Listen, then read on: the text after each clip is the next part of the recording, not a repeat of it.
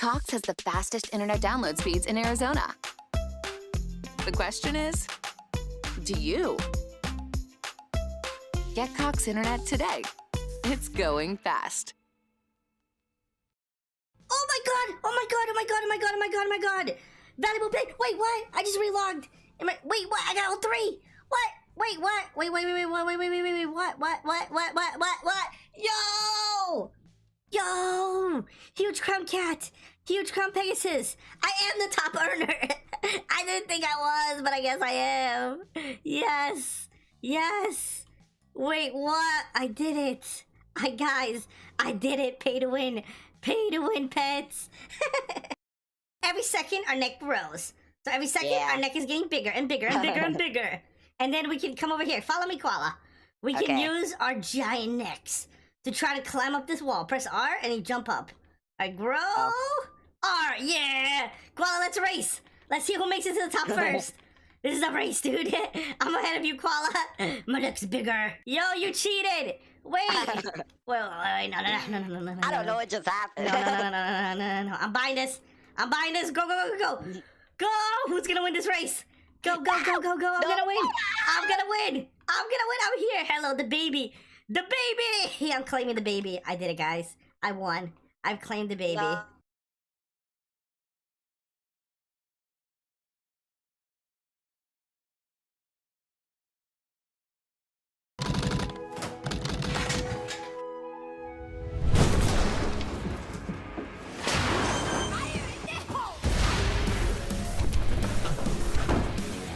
Perfect.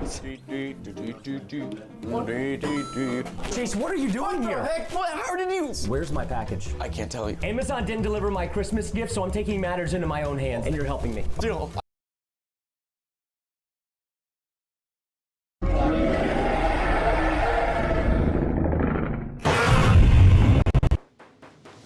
Today, legendary Godzilla has set its sights on Toothless and has determined that today is this Night Fury's last day on Earth.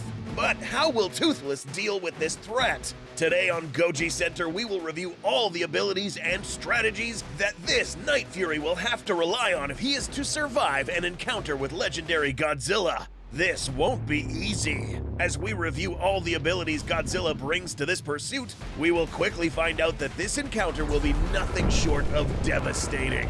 So sit back, hit that subscribe button, and hold on tight as we travel with both Godzilla and Toothless around the world to see if this Night Fury can survive an encounter with the G-Man. As mentioned already, Godzilla is already determined to kill this fella, but why? Let's go back in time to see why this encounter is happening in the first place. In this scenario, we are putting these animals in an alternate universe where both of these creatures reside on the same planet, and all of their abilities and weapons are just as powerful as they are in their respective cinematic universes. This also includes their philosophies. Knowing this, we now need to turn over to Godzilla, who will most likely be the one instigating this fight. Why? Let us explain. In the Monsterverse, the hierarchy of Titans is topped by a single specimen, who holds the title of Alpha Titan. This individual up here can basically call all the Titans to do its bidding and demand submission and obedience. This doesn't stop here. Godzilla himself can at times show signs of being a little arrogant and proud. He knows he's a badass and now expects everyone else to be his subordinate. Now enter this Night Fury, who is currently an alpha in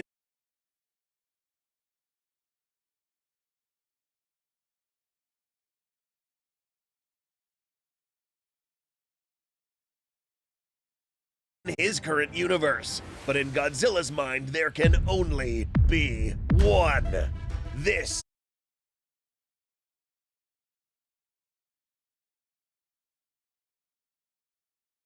is where we have our conflict.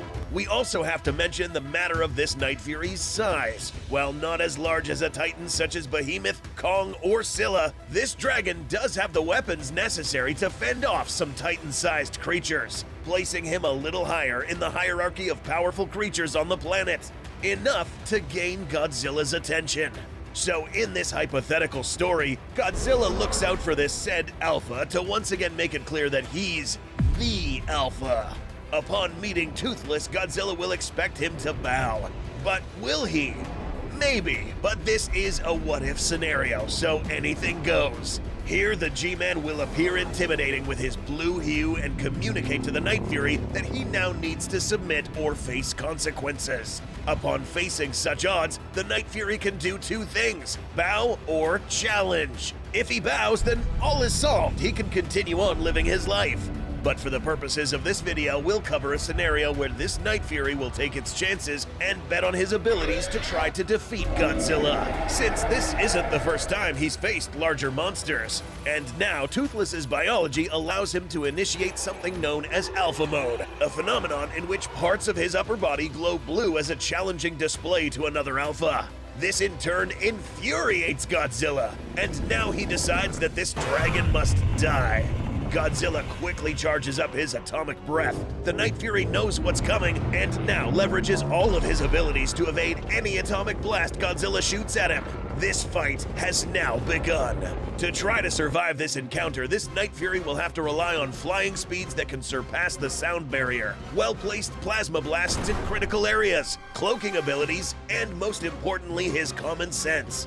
Godzilla, on the other hand, doesn't have much to worry about in terms of corporal safety. Having tanked nukes to the face, drops from high altitudes, and serious beatings, there's not much this Night Fury could do to inflict one critical hit with a plasma blast. So right away, this isn't a question of can the Night Fury survive this, but rather, how long can he survive for? Let's find out.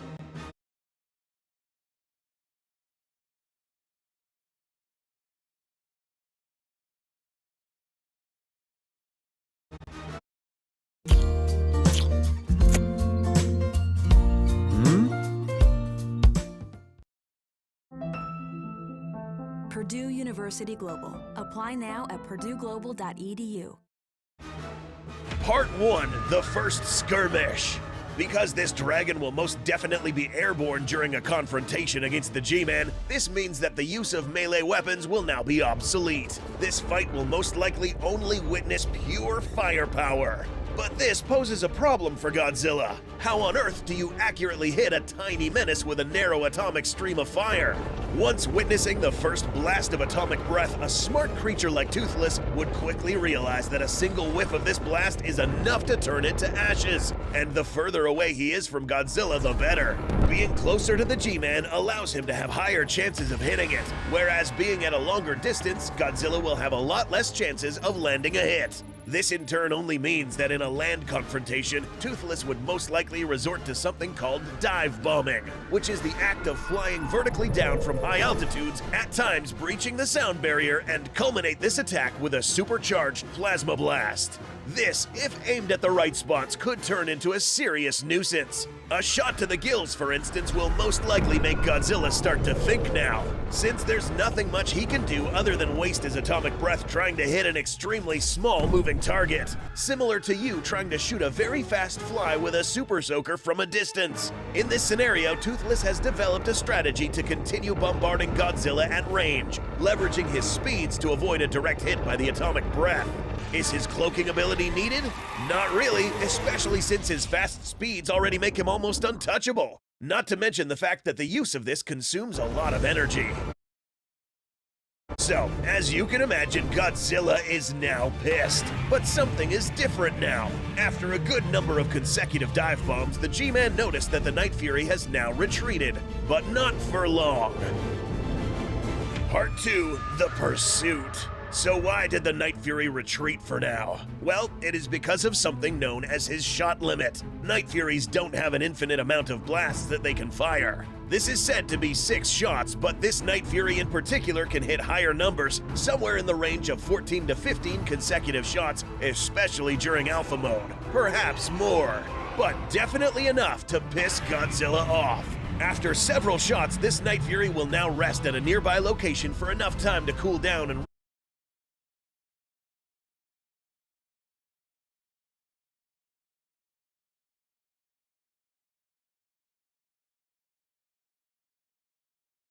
recharge, while knowing of the G-Man's whereabouts. Yes, this guy is now determined to win, but so is Godzilla. But he's not just gonna sit there with his arms crossed waiting for the Night Fury to come back. He's going after it, turning this battle into a pursuit. Now, it is important to note that Godzilla has the ability to detect other nearby titans and other active alphas. Using this ability, Godzilla will now follow this Night Fury relentlessly.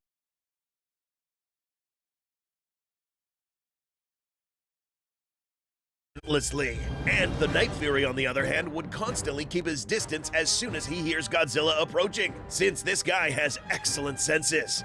But after some time, the Night Fury will have recharged his plasma blasts and repeat this process again. Dive bombing, hitting Godzilla from all directions, except that by this point, it's likely that the Night Fury might have picked up at Godzilla's most vulnerable parts, his gills. It would only take 2 to 3 shots in this area for Toothless to pick up on Godzilla's painful groan after these impacts, meaning that the third time that he attacks Godzilla, all shots will be aimed here. Remember, this guy is smart, so literally any advantage he detects, he will exploit. But he isn't the only one figuring something out. Godzilla now realizes that these shots are hitting his gills a little more frequently. So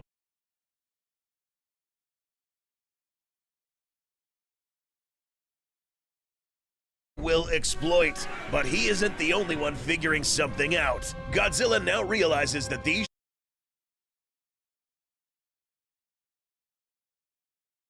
shots are hitting his gills a little more frequently. So apart from this pursuit being arduous and annoying, it's now becoming painful. So his next move is to shift the battlefield to a place where the Night Fury's abilities will become obsolete. Water. At this point, Godzilla stops following the Night Fury and now lets this dragon come to him.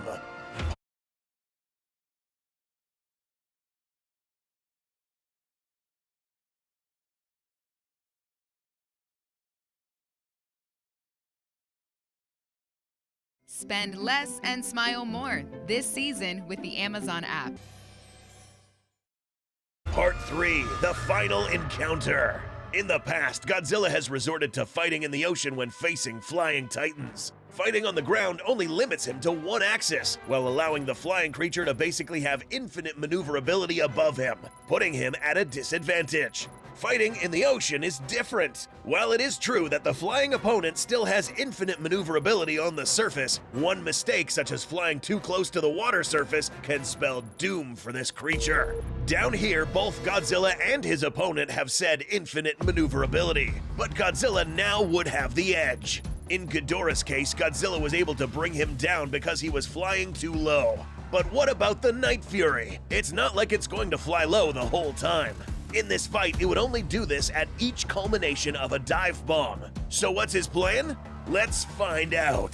Godzilla allows himself to be found by the challenging Night Fury, who, by the way, has its sights set on Godzilla's gills. But this time, Godzilla has a little surprise waiting. As he detects the Night Fury approaching, the G-Man will now position himself with part of his body on the surface to give the Night Fury a reason to fly low enough to shoot at his gills. As the Night Fury dive bombs, the G-Man now swims up, activates his atomic breath, and with its colossal body creates a water splash so powerful that the Night Fury finds himself in the middle of a giant watery splash intended to bring him underwater. A smart animal like this Night Fury would quickly figure out what Godzilla's trying to do, so now he'll be more careful. After this failed attempt, Godzilla now swims close to the surface, receiving shots on his dorsals close to his gills. It is now when Godzilla lifts his massive tail, carrying so much water with it that it manages to disorient this Night Fury, slowing him down just enough for Godzilla to almost hit it with his atomic blast. He missed, but now the Night Fury is heading straight into Godzilla territory. Now, the next obvious question, can this guy even swim? Yes, he can actually, and he's good at it. But one thing to consider here is that this guy's speed underwater will decrease exponentially, putting him at the same level as Godzilla or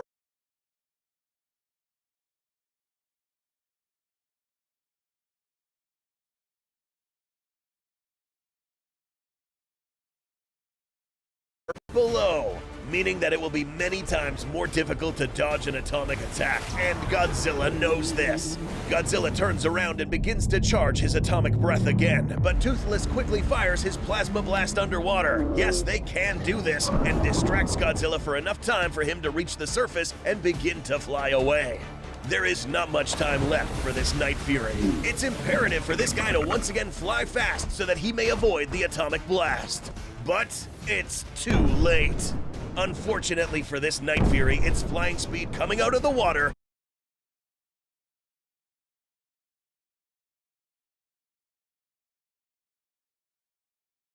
was not fast enough to evade a robust atomic beam from Godzilla at a short distance.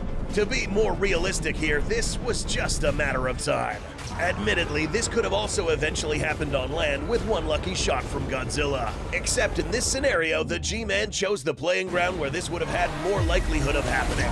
But realistically, would this fight even happen? Probably not. Upon witnessing that not a single one of these plasma blasts can critically injure Godzilla, Toothless would have realized that this is a lost cause and submit. As much as we hate seeing our favorite Night Fury be a subordinate, there just wouldn't be any other way against the King of Monsters. Today, the Night Fury deserves